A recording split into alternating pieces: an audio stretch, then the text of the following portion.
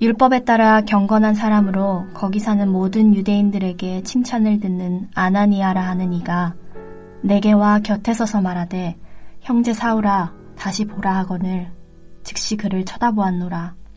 그가 또 이르되 우리 조상들의 하나님이 너를 택하여 너로 하여금 자기 뜻을 알게 하시며 그 의인을 보게 하시고 그 입에서 나오는 음성을 듣게 하셨으니 내가 그를 위하여 모든 사람 앞에서 내가 보고 들은 것에 증인이 되리라. 이제는 왜 주저하느냐? 일어나 주의 이름을 불러 세례를 받고 너의 죄를 씻으라 하더라. 후에 내가 예루살렘으로 돌아와서 성전에서 기도할 때에 황홀한 중에 봄에 주께서 내게 말씀하시되 속히 예루살렘에서 나가라. 그들은 내가 내게 대하여 증언하는 말을 듣지 아니하리라 하시거늘 내가 말하기를 주님 내가 주를 믿는 사람들을 가두고 또 각 회당에서 때리고 또 주의 증인 스데반이 피를 흘릴 때에 내가 곁에 서서 찬송하고 그 죽이는 사람들의 옷을 지킨 줄 그들도 아나이다. 나더러 또 이르시되 떠나가라 내가 너를 멀리 이방인에게로 보내리라 하셨느니라. 이 말하는 것까지 그들이 듣다가 소리질러 이르되 이러한 자는 세상에서 없애버리자 살려둘 자가 아니라 하여 떠들며 옷을 벗어던지고 티끌을 공중에 날리니 천부장이 바울을 영내로 데려가라 명하고 그들이 무슨 일로 그에 대하여 떠드는지 알고자 하여 채찍질하며 신문하라 한데 가죽줄로 바울을 매니 바울이 곁에 서 있는 백부장더러 이르되 너희가 로마 시민된 자를 죄도 정하지 아니하고 채찍질할 수 있느냐 하니 백부장이 듣고 가서 천부장에게 전하여 이르되 어찌하려 하느냐 이는 로마 시민이라 하니 천부장이 와서 바울에게 말하되 내가 로마 시민이냐 내게 말하라. 이르되 그러하다. 천부장이 대답하되 나는 돈을 많이 들여 이 시민권을 얻었노라. 바울이 이르되 나는 나면서부터라 하니 신문하려던 사람들이 곧 그에게서 물러가고 천부장도 그가 로마 시민인 줄 알고 또 그 결박한 것 때문에 두려워하니라. 다메섹으로 가는 길에 부활하신 주님을 직접 만난 바울은 주님 무엇을 하리이까? 라고 질문하자 일어나 다메섹으로 들어가 내가 해야 할 모든 것을 거기서 누가 이르리라 라고 주님은 말씀하셨습니다. 다메섹에 도착해서 바울은 누구를 만났습니까? 율법에 따라 경건한 사람으로 거기 사는 모든 유대인들에게 칭찬을 듣는 아나니아라는 사람을 만납니다. 아나니아가 형제 사울아 다시 보라 라고 말하자 바울은 즉시로 다시 보게 됩니다. 그리고는 아나니아는 바울에게 하나님이 바울을 택하심으로 하나님의 뜻을 알게 하시고 의인이신 예수님을 보게 하시며 주님의 음성을 듣게 하셨다고 말하면서 이 일로 이제는 바울이 주님을 위하여 모든 사람에게 바울이 보고 들은 것을 증언하는 증인이 될 것이라고 하나님의 말씀을 전해줍니다. 여기서 바울은 자신이 복음을 전하는 증인이 된 것은 누구의 뜻에 의한 것이라고 말하고 있습니까? 자신의 뜻이 아닌 우리 조상들의 하나님에 의해 이루어진 일이라고 선포하고 있습니다.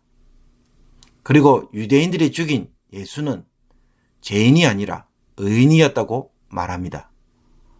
바울의 연설에서 예수님을 의인으로 표현한 것은 예수님에 대한 바울의 기존의 생각에 있어서 대변혁을 가져온 일이었습니다. 예수님이 십자가에서 죽은 것은 그가 죄인이었기에 하나님의 저주를 받아 나무에 매달려 죽은 것으로 바울은 그렇게 알고 있었습니다. 그러나 부활하신 주님을 직접 체험해보니 지금까지 자기가 잘못 생각하고 있었다는 것을 깨닫습니다. 예수님이 부활하셨다는 것은 예수님이 의인이심을 보여줍니다. 예수님은 죄가 없으시다는 것입니다. 그렇다면 왜 죄 없으신 분이 저주를 받아서 나무에 달려 죽으셨을까요? 이 생각 속에서 바울은 예수님의 죽음이 대속의 죽음이라는 것을 알게 됩니다. 그리고 부활하신 예수님을 만남으로 예수님의 신성을 경험합니다. 주변에서 신앙적으로 크게 성숙하고 신실한 성도들을 보면 그들에게는 한 가지 공통적인 모습들이 있습니다. 그들은 신앙생활을 하면서 어떻게 신앙으로 삶을 풀어가야 할지 참으로 고민을 많이 하더라는 것입니다.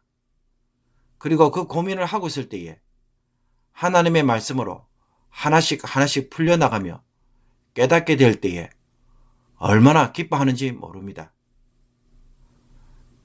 여기에서 영적 성숙이 일어나는 것입니다. 그러므로 오늘 바울처럼 신앙의 고민을 통해서 하나님의 말씀을 통하여 답을 발견하는 기쁨이 저와 여러분에게 있기를 원합니다. 아나니아는 바울에게 일어나 예수의 이름으로 세례를 받아 죄를 씻으라고 하면서 대화를 마무리합니다. 예수님은 우리의 죄를 위해 죽으셨기에 회개하고 예수의 이름으로 죄 용서를 받을 것을 촉구하는 것입니다. 바울은 이 말을 통해 유대인들에게도 지금 무엇을 호소합니까? 바울처럼 유대인들도 예수님의 죽음이 무엇을 의미하는지를 알고 회개하고 세례받기를 호소하고 있습니다. 그 후에 바울은 다시 예루살렘으로 돌아와서 성전에서 기도하고 있을 때에 주님이 환상 중에 나타나셔서 예루살렘을 떠나라는 말씀을 듣습니다. 예루살렘 사람들이 바울이 증언하는 말을 듣지 않을 것이라는 것입니다. 그러나 바울은 과거 자신이 어떤 일을 했는지 사람들이 잘 알고 있었기에 이런 자신이 예수님을 전한다면 그들은 자신의 말을 들을 것이라고 대답합니다.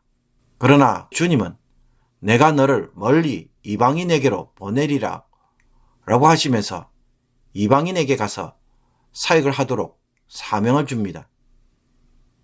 그 순간 이 말을 들은 유대인들은 갑자기 그를 없애버려야 한다고 외치며 소란을 일으킵니다.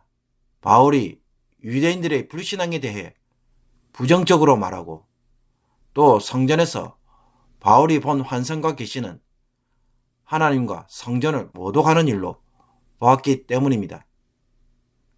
유대인들이 죽였던 죄인 예수가 감히 거룩한 성전에서 이방인 사역을 위한 계시를 주었다는 것은 있을 수 없는 일이었습니다. 여기에 유대인들은 광분하여 바울을 결코 살려두어서는 안 된다고 외친 것입니다. 그러자 천부장이 바울이 말하는 것을 제지하고 바울을 급히 병영 안으로 끌고 들어옵니다. 히브리어를 몰랐던 천부장은 유대인들이 이렇게 하는 이유를 알아내려고 바울을 채찍질해서 신문하라고 명령합니다.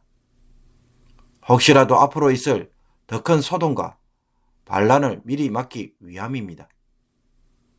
천부장의 명령에 군인들이 바울에게 채찍을 가하기 위해 가죽줄에 매달자 바울은 신문을 주도하는 백부장에게 자신은 로마 시민권자임을 밝히면서 재판도 하지 않고 매질을 하는 것은 부당하다고 말합니다. 종이나 로마 시민이 아닌 경우에는 재판받기 전에 고문이 허용되었지만 로마 시민에게 그렇게 하면은 그것은 불법이었습니다. 이 말을 전해들은 천부장은 당장 달려와서 바울이 정말로 로마 시민인지 다시 한번 확인합니다. 그리고 어떻게 해서 시민권을 소유하게 되었는지 묻습니다. 천부장은 돈으로 시민권을 샀는데 바울은 어떻게 해서 로마 시민권을 소유하게 되었는지 궁금했던 것입니다. 그런데 바울은 나면서부터 로마 시민권자라고 대답합니다. 나면서부터 받았다고 한다면 아마도 그 부모나 그 조상 중에 누군가가 로마와 밀접한 관계를 가진 특별한 집안일 가능성이 높았습니다. 바울의 말을 들은 천부장은 두려워하면서 그 자리에서 신문하던 군인들로 하여금 물러가도록 합니다. 우리가 바울의 연설을 보면 유대인들은 바울의 말이 끝나기도 전에 당장 바울을 죽이려고 달려들었습니다. 그들에게는 하나님의 뜻이 중요한 것이 아니라 유대교의 성전이 더 중요했고 유대인들의 특권만이 더 중요했습니다. 이 특권 때문에 하나님이 바울을 통해서 이방인들에게도 은혜를 베푸시려는 계획을 전혀 깨닫지 못했습니다. 과거 바울은 사도행전 13장 47절에서 이사야서 49장 6절에 예언을 인용한 적이 있습니다. 그가 이르시되 내가 나의 종이 되어 야곱의 지파들을 일으키며 이스라엘 중에 보존된 자를 돌아오게 할 것은 매우 쉬운 일이라. 내가 또 너를 이방의 빛으로 삼아 나의 구원을 베풀어서 땅끝까지 이르게 하리라. 이사야 선지자는 이스라엘이 회복할 때 이스라엘을 이방의 빛으로 삼아서 이방인들에게도 구원을 베푸실 것이라고 분명히 예언하였습니다. 그런데도 유대인들은 무엇을 고집합니까? 오로지 유대인들만을 위한 성전, 유대인들만을 위한 하나님으로만 믿고 이 생각의 틀에서 벗어나지를 않습니다. 하나님의 말씀을 아무리 들어도 지금까지 해온 자신의 신앙 습관을 버리지 못한 것입니다. 그 결과 하나님의 새로운 계시를 들어도 어떻게 합니까? 못 알아듣고 듣지 않으려고 합니다. 평소에 하나님의 말씀에 대하여 매일 듣고 주목하고 깨어지는 심령이 아니라고 한다면 어느 날 하나님이 사람을 통해 환경을 통해 혹은 설교를 통해 말씀해 주실 때 과연 귀를 기울이고 하나님의 뜻을 발견할 수 있을까요? 평소에 하나님의 말씀을 잘 듣고 순종하는 자가 하나님의 인도에 민감하고 순종할 수 있는 사람입니다. 그렇지 않고 자기 고집대로 살고 자기 신앙 습관대로만 사는 사람은 바울처럼 아무리 좋은 소식을 전해줘도 못 알아듣습니다. 도리어 대적합니다. 자기 약점을 지적하는 말로만 간주하고 배척해버립니다. 그러므로 유대인처럼 신앙에 대한 나의 완고한 고집은 없는지 다시 한번 생각해 볼 수 있기를 원합니다. 하나님의 말씀으로 날마다 자기를 쳐서 복종시키는 것이 아니라 신앙 습관대로만 신앙생활을 하고 있는 것에 만족하고 즐기고 있지는 않습니까?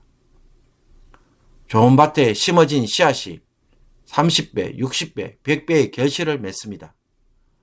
다듬어지지 않은 돌밭, 가시덤불밭에 어느 날 하나님의 말씀이 떨어지면 그것은 그 어떤 열매도 맺지 못하고 죽어버리고 맙니다. 평소에 내 마음의 묵은 땅이 잘 기경되어야 합니다.